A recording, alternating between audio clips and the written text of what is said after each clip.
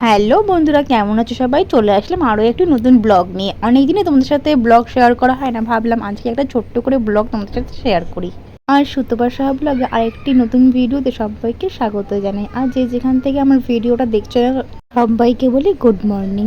আর আমার সকালটা শুরু হয়েছে 6টার থেকে, আর ভিডিওটা আমি শুরু করলাম 7টার থেকে। আর আমি আজকে সারাদিনে কি কি করব আজকে তোমাদের সাথে পুরোটাই শেয়ার করব। তাহলে চলো আর দেরি না করে ভিডিওটা শুরু করা যাক। ও মেহুতে এখন সকালে ঘুম থেকে উঠে গেছে, তো ওর যা কাজকর্ম মানে ব্রাশ করানো, মুখ ধোয়ানো, খাওয়ানো, তো সেগুলো করার আগে আমি আগে বিছনাটাকে গুছিয়ে নেবো ঠিক মতন, যেহেতু ও এখনই ঘুম থেকে উঠেছে। তো চলো আগে বিছনাটাকে ঠিক করে নেওয়া যাক। আর তোমরা কে কে আমার মতন ঘর পরিষ্কার করতে, গুছিয়ে রাখতে বেশি পছন্দ করো আমাকে অবশ্যই কমেন্ট করে জানিও। আর তোমরা কি কেউ আমাকে বলতে পারবে যে সাবস্ক্রাইবার বা ভিউজ কেন আসছে না? যদি জেনে থাকো আমাকে অবশ্যই কমেন্ট করে জানিও। জানো তো বন্ধুরা, মেহু না এখন আমার সাথে থেকে থেকে আমার কাজ দেখা দেখি অনেক কাজই শিখে গেছে। আর সব কাজে ও একটু একটু করে ইনভলভ হয় আর করেও। যেমন এখনও ঘুম থেকে উঠেছে বলে তাই করছে না, কিন্তু ও পরে কিন্তু ঠিকই করবে। যেমন এখন আমি বিছানাটাকে গুছিয়ে পরিষ্কার করে ভালো করে রেখে দিয়েছি, ওর খেলনাটাকে রেখে নামিয়ে ওকে খাইয়ে তারপরে ওকে আমি বিছনাতেই বসিয়ে রাখবো। আর ওই জানলার পাশে না আমি দড়ি বেঁধে রেখেছি, ভালো করে দেখো। ওই দড়িটা দিয়ে ওর কোমরে আমি বেঁধে রাখবো, নাহলে না তাহলে পড়ে যাওয়ার ভয়টা থাকবে না অতটাও। আর আমি না ওকে বেশিরভাগ বেঁধে রেখেই সব কাজকর্মগুলো করি, নাহলে ও যা দুষ্টুমি করে আমি দিশাহারা হয়ে যাই। তো মেহু তো এখন খাট থেকে আর নামলো না, তাই ভালো করে খাটটাকে পরিষ্কার করা হয়নি, তো একবারে বিকেলবেলায় করব। তো এখন বসেই থাকুক আর খেলুক, ততক্ষণে আমি একটুখানি ঠাকুরের জায়গাটাকে পরিষ্কার করে নিই। তো চলো ঠাকুরের জায়গায় পরিষ্কার করা যাক। আর আলাদা করে না আমার কোনো ঠাকুরের রাখার জায়গা নেই। আমার ঘরে যে শোকেস রাখা রয়েছে, দুপাশে দুটো আলমারির মাঝখানে যে ফাঁকা জায়গাটা, সেখানেই আমি কয়েকটা ঠাকুরের ফটো দিয়ে ঠাকুর পেতেছি। ঘরে না ঠাকুর না থাকলে না একদমই ভালো থাকে না, তাই যেমন মাথায় বুদ্ধি এসছে সেরকমভাবেই করেছি। আচ্ছা তোমরাই বলো, আমি কি কাজটা ঠিক করেছি না ভুল করেছি? আমার জায়গায় তোমরা হলে কি করতে? আর বেশি তো না, খালি 2-3টে ফটো আর একটা শিব ঠাকুরের মূর্তি, ব্যাস এই কটা ঠাকুর নিয়ে আমি সন্তুষ্ট। এই দেখো বন্ধুরা, তোমাদের সাথে কথা বলতে বলতে আমার ঠাকুরের জায়গাটা পরিষ্কার করা হয়ে গেছে। তো এখন যাবো মেহুর দুপুরের খাবারটা করতে।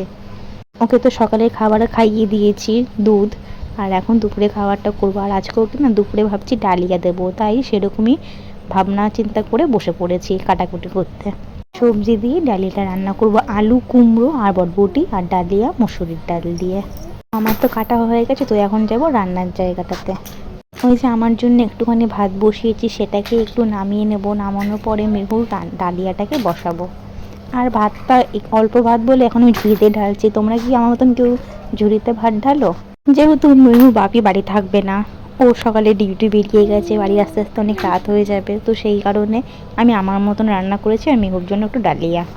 আমি আমার একার মতনই রান্না করেছি দুপুরের মতন। যখন হাজব্যান্ড রাত্রে বাড়ি আসবে তখনই আমি রান্না করব। একার জন্য তার বেশি কিছু রান্না করিনি, একটুখানি ডাল আর পটল আলুর তরকারি করেছি। আর মেহু বাপি যখন রাত্রে আসবে তখন রান্না করব। তো আমার রান্না তো হয়ে গেছে, আর এখন ঘরটাকে আমি মুছে পরিষ্কার করে নিয়েছি। এখন ঘরটার মোছা হয়ে গেছে, যাবো এখন স্নান করতে। মেহুকে স্নান করাবো, আমিও স্নান করবো। আর এই যে আমি আর মেহু এখন স্নান করে চলে এসেছি। এখন মেহুকে রেডি করিয়ে দিচ্ছি একটা জামা কাপড় পরিয়ে। আর আমি এখন মেহুকে এখন খাটেই বসিয়ে রাখবো। আর আমি যাবো এখন শাশুড়ি ঘরে ফুল এনে পুজো দেবো, তারপরে মেহুকে দুপুরে খাবার খাইয়ে ওকে আমি ঘুম পাড়াবো। তো এই যে আমি এখন পুজোর এখানে চলে এসেছি। আগে একটু মহাদেবকে প্রণাম করে নিলাম, তারপরে গঙ্গার জল নিয়ে একটু মহাদেবের মাথায় দেবো। তারপরে মেহুকেও কোলে নিয়ে এসে মেহুকে একটু জল ঢালানো করিয়েছি। আর এই শ্রাবণ মাসে না প্রত্যেক দিন আমরা তিনজনেই মহাদেবের মাথায় জল ঢেলেছি, কিছু পারি আর না পারি এইটুখানি আমরা করেছি। আচ্ছা তোমরা কে কে পুরো শ্রাবণ মাসটা নিরামিষ খাচ্ছ, বা খালি সোমবারটাই মহাদেবের মাথায় জল ঢেলে নিরামিষ খাচ্ছ? মেহুকে জল ঢালানো করিয়ে এখন ওকে খাটে বসিয়ে রেখে আমি পুজোটা দিয়ে নেব। দেওয়ানোর পরে ওকে খাওয়াতে বসবো।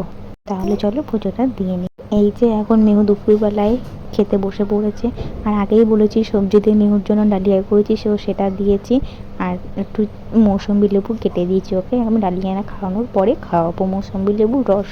আর দেখবে হাজবেন্ড যদি বাড়িতে না থাকে না, ছুটির দিনেও, তখন নিজের জন্য কিছু ভালো মন্দ রান্না করে খেতে ইচ্ছা করে না। আমি জানি না কার কেমন কি হয়, কিন্তু আমার ইচ্ছা করে না।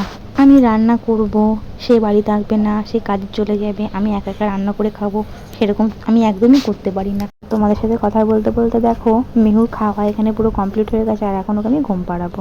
তাহলে চলো বিকেলে দেখা হচ্ছে। আর আজকে না আমার মা আর বাবা বিকেলবেলায় এসেছিলো মিহুর সাথে দেখা করতে। এই যে মিহু তো ঘুম থেকে উঠে একদম পুরো সারপ্রাইজ হয়ে গেছে।